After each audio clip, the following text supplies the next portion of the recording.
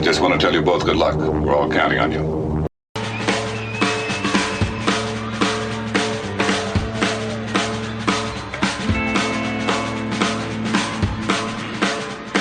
He walked into the squadron in the summer of '02, and since that time we've never been the same.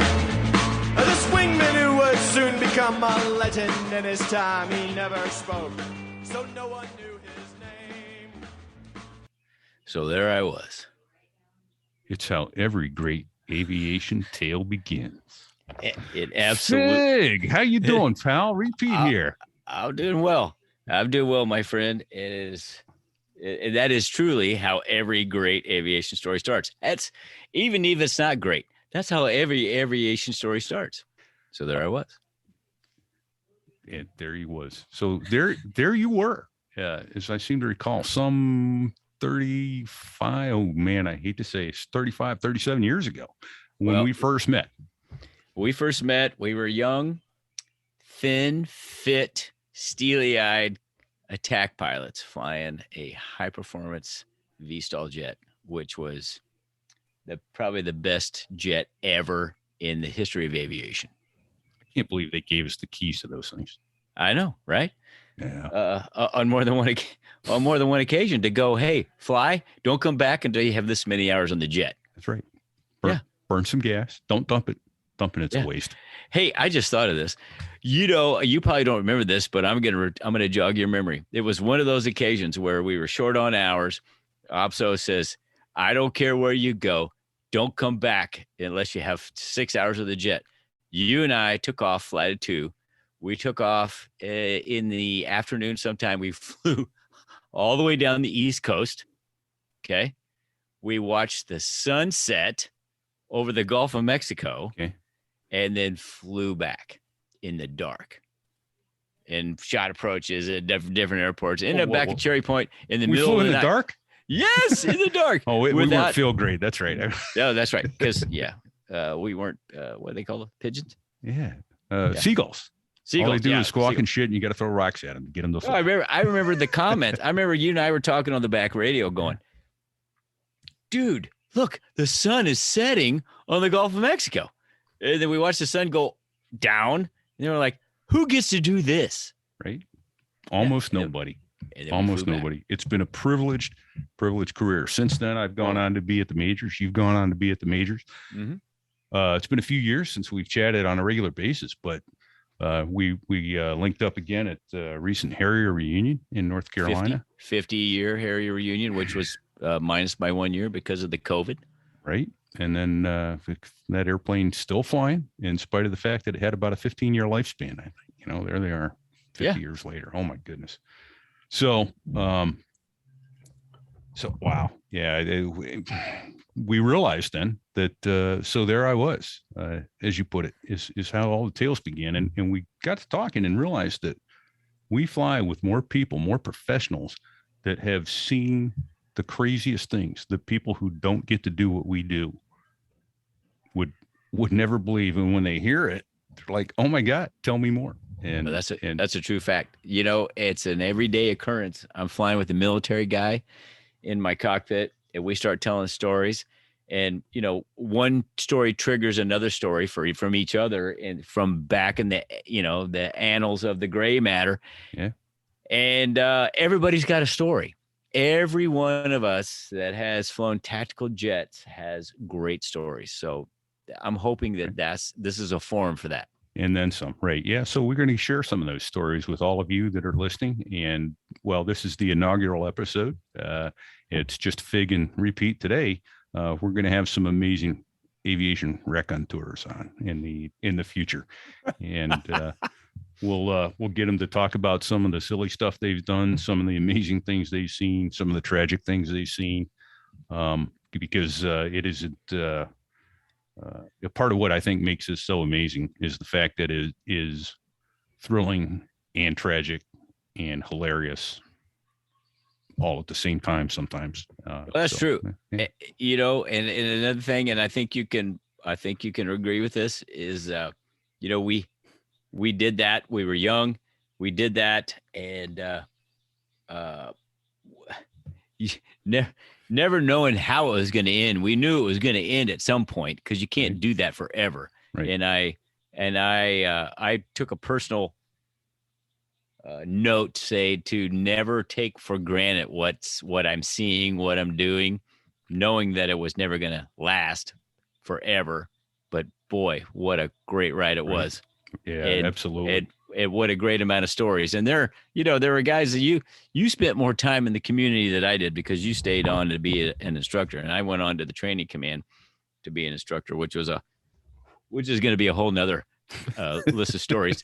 But that airplane, the airplane that you and I flew and loved, was truly a unique airplane just all by itself. Absolutely. Perhaps the most unforgiving tactical jet ever to fly, at least in the U.S. inventory. Who was this call sign only? Who was the skipper of the training squadron when you went to the RAG? It was Hawk. Okay, so Hawk was the guy. And I'll never forget. How I got the call sign repeat. He gave it to you? Yeah.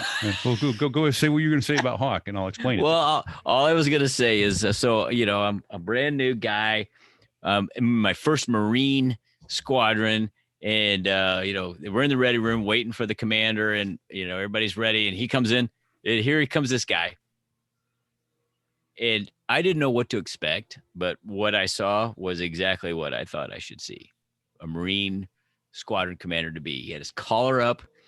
Flight suit was unzipped to about his navel. He walks in, everybody stands up, and he goes, "All right, sit down. Everybody sit down." And he says, basically, I'm going to give you the Reader's Digest version. Hey, congratulations on selecting Harriers. You have completed an incredible task by getting your wings.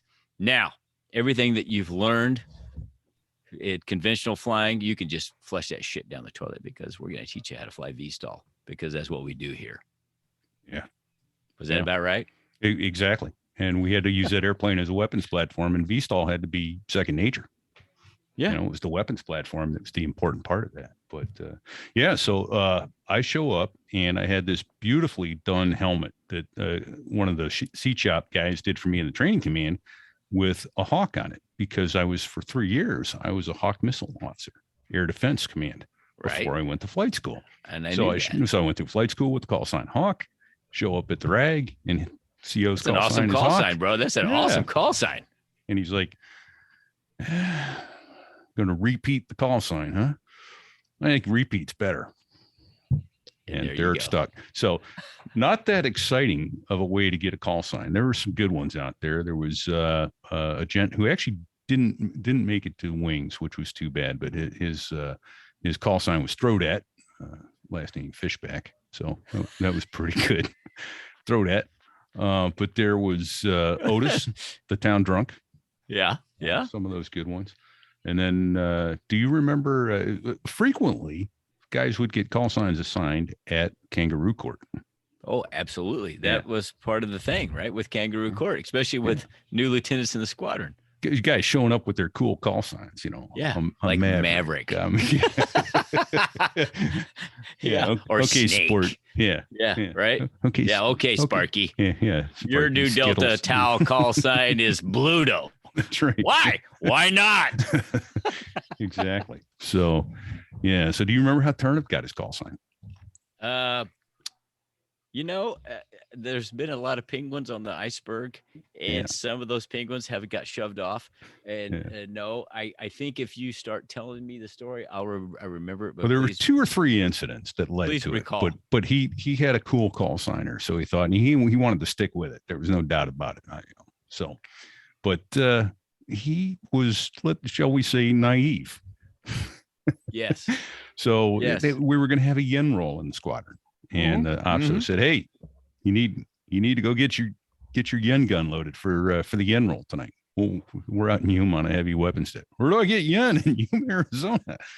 Sell them at the bank, No, you idiot. It's term, Oh, okay. So, but the one that pushed it over the edge, to my recollection, was he was out on a force ship to Point Magoo. And they showed up at base ops, and there was a van at Point Magoo that base ops would loan you to go out in the Ville. So they got the van, they went over to get their queue rooms, and standing in the queue, they're going, "Hey, what do you want to do tonight? Where are we going to go?" One of them says, "Hey, I know this place. It's called the Body Shop." The Body Shop? What's that? Oh yeah, man. It's great. Everybody's naked there. Everybody gets naked. Really? Oh, that's awesome. Everyone? Oh yeah. Oh, that's fabulous. So this goes on for about a minute or so. He leans in and goes, "Hold on, stop. Who gets naked? I'm not getting naked." You're like, "No, you idiot. The girls get naked." Because someone tried to take me to one of those places once, and I'm not going there. So they get out there. They can, "No, you idiot. Just the women, the bartenders. They all, oh, okay. All right." So they get out in the Ville, and Scar does this trick with a cigarette where he takes a little bit of smoke in his mouth. Yes. And surreptitiously and unseen to anybody. And then he sticks the cigarette in his ear and plugs one nostril and sucks in real hard with the other nostril. It blows out. Yeah. Blows smoke out of his mouth. Right. Blows smoke out of his mouth after sucking it in through his ear. And of course, Turnip is just like, "Oh my God, that was awesome. How'd you do that?" And Scar does it again right in front of him. Not a big deal, you know. You gotta suck really hard. Yeah, doesn't catch it. And so he goes, "Give me that cigarette." And so Turnip starts trying it, and he's trying to do it, and he's and he can't do it no matter. And he goes, "I don't understand." He goes, "Well, you know, sometimes if your ears or if your eustachian tubes are a little clogged, you know, that tube between your ear and your mouth, you know, if you're clogged up, you just have to suck a little harder. That'll get the smoke down that tube." So he is turning purple, and naked women are stopping, going, "Boys, is your friend okay?" yeah, he's fine. So needless to say, at the next kangaroo court, the story came out, and hence the gavel was struck. Yeah. The DOD was struck, and Turnip was dubbed. Turnip was dubbed Turnip. And so that was one of the great ways to get a call sign. And we'll use a lot of acronyms on this show as we go forward. We'll cover what some of them are as we say them. Sometimes we'll forget or whatever, but we'll go into the DOD on another show, I think. And DOD, by the way, does not stand for Department of Defense. It does not. It is a different acronym, which we'll cover later. Special gavel. It was this very special gavel, and a kangaroo court, which needs to be explained, and a yin roll, which also needs to be explained. Right. Yin roll, which by it could be a whole episode on its own. And I was there for that, and I do recall, and that was a good night. Actually, there was more than one call sign given that night. And by the way, I don't know if you remember. You remember the guy in our squadron, call sign Sleeper? Oh yeah. Do you remember where Sleeper? Do you remember where the call sign Sleeper came from? I don't. Well, because I do exactly. I know exactly. So we were on our way to Iwakuni, Japan, for a 6-month deployment, and we stopped in Kaneohe Bay because we had to stop there. And the first night we were there, we ended up down in Waikiki, and we frequented every place in Waikiki. We ended up at a gentleman's club. I can't remember the name of it. It was a very high caliber gentleman's club. It's probably still in business. I can't remember the name of it, but very high caliber. So this guy, Sleeper, are you getting a lot of background noise? Yeah, I hear the birds in the background. Is that me or is that you? That's behind you. I'm inside, but that's okay. We'll figure that out. Because I'm outside. It won't happen for every show. So this guy, Sleeper, good old slow talking Oklahoma boy, real low key, brand new lieutenant in the squadron. He's only been in the squadron a month and a half, maybe 2 months before we deployed. Real quiet. Nobody knew anything about him. We go down there, and at the last place we were, this real high end, I want to call it Solid Gold, but I don't know if that's the right name. Next thing I know, I kind of lose track of this kid. He's on top. He's on one of the stages dancing with most, 95% naked stripper, except for her high heel shoes and her G-string. And, he's borrowing money from everybody to get lap dances. And he was an absolute wild Indian, just crazy. And so that's where the call sign Sleeper came from. We started calling him Sleeper after that because he was a total sleeper. We didn't know what we had until it was too late. Until it came out. Yeah. Right. Oh, and it came out all right. Yeah. Wow. Yeah. Too funny. I see that guy all the time professionally. He and I are at the same major league ballpark all the time, and he's super dude. That's and awesome. I hope to have him on one of our shows. Oh, maybe he can relay that story firsthand. How about Steamer? Remember Steamer? Yeah. You know where that call sign came from? Because I do. I have vague recollections of that one. So was his wife involved in that one? Did she make no, his wife was not. I don't know what his call sign was before. But we were doing cold weather training in Volkfield, Wisconsin. It was, there was 4 feet of snow everywhere. We were cold weather training because we were going to go to a NATO exercise that was going to be above the Arctic Circle. So we were getting cold weather training. Yeah.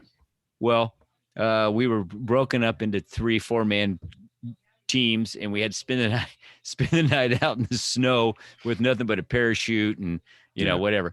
And so we made a little shelter with our parachute, the 4 of us, and we were all snuggled together like a bunch of little bunnies in this little cubby. And he's like, I gotta take a shit. I can't wait. I gotta take a shit. He leaves. He goes out, shits in the snow, and he's like, dude, come out here and look at this. Come out here and look at this. And there's this big log in the snow that's melting down into the snow with steam coming off of it. And then, as you know, that's where the call sign came from. Steamer. Nice. Yeah. It's not pretty, but hey, he's Steamer to this day, to everybody. Steamer. Yep. Steamer. Oh, man. That went south in a hurry, didn't it? That did. I'm sorry about that. Let's keep the fecal matter out of this as much as we can. It'll happen now and then, but anyway. But yeah, so there were some of those other call signs, which reminds me of we talked about Maverick in that movie. Maverick Top Gun is coming out here in a couple weeks, 27th of May. And I know you like me probably have mixed feelings about the original. Some of the coolest aerial footage in that first movie, cinematography was incredible. Yeah. Yes, it was amazing. Yeah. The storyline was horrible. Yeah. And trying to do aileron rolls to get a guy off your tail, I'm going to put my speed brakes out. They're going to fly right by. Exactly. What kind of shit is that? And flying at 200 feet with a hard deck of 10,000 feet, little things like that. And I imagine it's like a physician watching a medical show or a cop watching a detective show going, oh, stop with the inconsistency. Totally. You're killing me. Hey, let me ask you this. Where were you in your career when Top Gun came out? Where were you? I was the executive officer at Bravo Battery, 3rd Land Battalion. Okay. First lieutenant? Yeah. Okay. I was a month away from going to officer candidate school. Oh, nice. It was one of the biggest recruiting films ever for the Navy. I was already in the PLC program prior to that movie ever coming out. But I can tell you that movie caused me more pain and suffering at officer candidate school than anything else, because I was dubbed. Actually, anybody that had an air contract, there was 50 of us or so. Oh, the sergeant's instructor rolled in on you guys like crazy. we were a candidate Top Gun. Yeah. Well, candidate Top Gun, why don't you drop down and give me 5,000 push-ups, candidate Top Gun? Nice. Yeah. But did I not know how horrible that movie was for me until after I was fully combat trained, and I realized that all that crap in the movie was total Hollywood garbage. crap. It was garbage. I tried to put the speed brakes out, it didn't work. The stalled, fell out of the sky. Oh, too funny. Yeah. So, yeah. But they promised that the video in this new one is done really amazing. They put all the actors in the back seat of Hornets to do it. In fact, AOPA, the Aircraft Owners and Pilots Association magazine, last month has an article all about it. How I guess Tom Cruise got shot down when he tried to get NATOPS qualified in the Hornet, so he could actually fly it. They're like, yeah, no, sorry, without naval wings, we're not going to entrust a $70 million airplane to you. But thanks for asking. So, well, he's a pretty accomplished pilot. I mean, he's got his own Mustang. I heard that, and I do appreciate the fact that they put those actors in the actual airplane, and they are all pulling G's, and they all do that. That's great. Yeah. I do appreciate that. I do listen. I'm going to see the movie anyway. Oh, absolutely. I have to see the movie. Yeah. Right. I mean, how am I going to know? How am I going to know? How's the guy a Navy captain 35 years after he was a Navy lieutenant? That's what I want to know. Well, I want to know because I know Goose's son is in the movie. Right. Goose's son, and he's got it in for Maverick. So I got to know how it comes out. How and why? Right? Who doesn't? Exactly. So put my speed brakes out. We're gonna fly right by. Yeah, it's beautiful. And then he goes. I forget, and I just saw it the other day too because I'm getting ready. I got my son spooled up to take him to go see it. But I seem to think he was going like into burner too. They was hand going forward instead of back when he was putting the brakes on. Unquote. Yeah. It's like, come stop it. Just stop, please. There was a lot of technical, and I don't know this to be a fact, but I heard this through word of mouth. There was a guy that knows a guy that was a technical advisor on that movie, on the original Top Gun movie, that said, hey, we wouldn't do this. This isn't correct. You don't do this sort of thing. We wouldn't say this. And it was said, hey, thanks for your input, but this is how we're doing it because this is what we do in Hollywood. This is Hollywood. Hollywood. So, and there it goes. So, well, based on that, we promised to bring in some really interesting folks. We both had a couple squadron mates that flew with the Blues. I think we can probably talk one or two of those guys in. Some of our old squadron mates come in. Some of the guys I've managed to fly with over the years. Hey, one of my Navy students, actually two of my Navy students when I was an instructor down in Kingsville, Texas, were Blues, and actually one of them was the boss. Nice. Yeah. Nice. Here. All due to your fine instructing techniques, I'm sure, Fig. Only because of my instructional technique. Here's a funny story. I met later on in life. Oh. Okay. I'm going to have to edit that out as Fig knocks his mic over. Later on in life, I finished my career flying in the Air Guard in the C-130, which is, as you know, a very sexy airplane.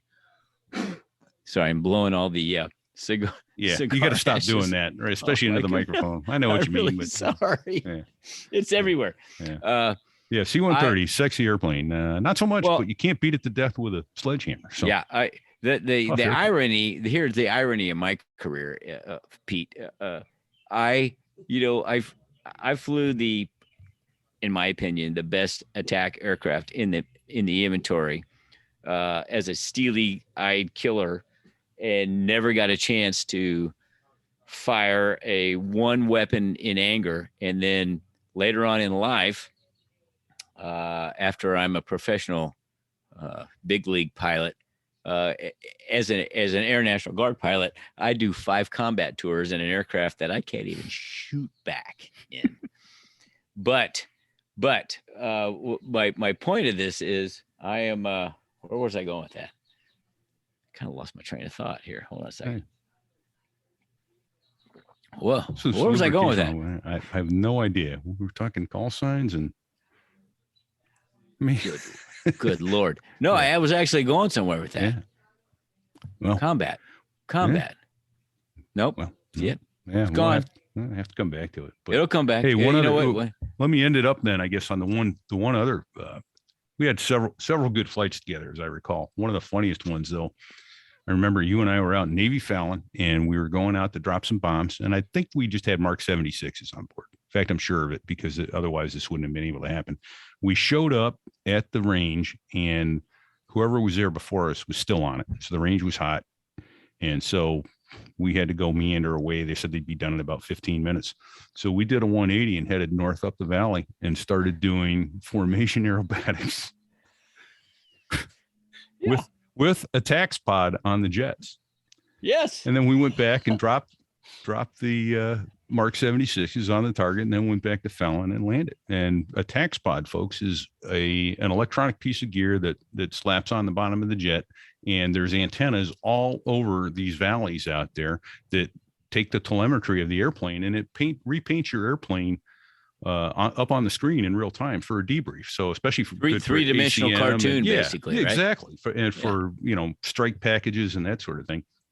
Well, so we're sitting there and we're watching our formation aerobatics on the tax pod going, oh, this is awesome. And who walks in but Trip, the squadron commander? What are you boys doing? First the pause button. Nothing, Skipper. Just got back from a bombing sortie. So, anyway. Hey, but you know what? That's all about continuing your professional development. Absolutely. Right? We use that training time. We could have just turned circles in the sky and done nothing, but you and I chose to advance our aeronautical skills, and that made us better as pilots. Absolutely. And that's my story, and I'm stuck with it. Obviously, better as storytellers to boot. Absolutely. I wish I could remember where I was going with that, Pete, because I was going somewhere. I was on my way. What did you say right before I started into that tirade? I was going somewhere with that. I don't know. Quit blowing into the microphone. You're turning me on. Oh, okay. I know where I was going. The blowing in the microphone thing threw it all up. So, as a C-130 guy, so my squadron ended up, just as luck would have it, my C-130 squadron in the Guard did most of, and when I say most, I mean about 80% of the leapfrog missions, Navy leapfrog missions. Okay. They liked us. We had a good relationship with the leapfrog. So every 80% of the leapfrog air shows, my squadron was the supporting element for. Basically, they jumped out of our airplanes. So every fleet week in San Francisco, we flew. And for the last 5 years of my career, I retired in 2019. I was the aircraft commander for the C-130 that dropped the leapfrogs in San Francisco. Well, we stayed at the same hotel as the Blues and the leapfrogs and everybody else down by the water in downtown San Francisco. And I had a favorite little mom and pop restaurant that I would go to in the mornings. I'd leave all by myself. I didn't want anybody bother me. I'd go up there without the crew and have breakfast. Well, I'm sitting there one morning and this guy's sitting there and he's drilling holes in my, in me. He's looking at me, staring me down. And I'm looking at him. And I'm like, I know this guy from somewhere, but I don't know where. Right. Well, the bottom line is he's this boss of the Blues. And I don't know it at the time. Yeah. And finally, after day 2, because I'm there every morning, he's there every morning, he finally comes up to me. He goes, Fig, do you remember me? And I'm like, okay, I remember you from somewhere, but who the hell are you? He goes, I'm such and such. He tells me his name. And I go, you're the boss of Blues? He goes, yeah. And I go, no way. And he goes, how do I know you? And he goes, you were my instructor back in Kingsville. Was I an a-hole? Right then I felt 100 years old. Right. Exactly. Yeah. Was I an a-hole or, yeah. So yeah. I had 2 similar 100-year-old stories, and then we got to wrap it up because we're running out of time. But back in last summer, I think it was, had a lad in my right seat who it turned out he was commissioned, did 22 years, retired as a lieutenant colonel and a Harrier pilot, all after I left active duty.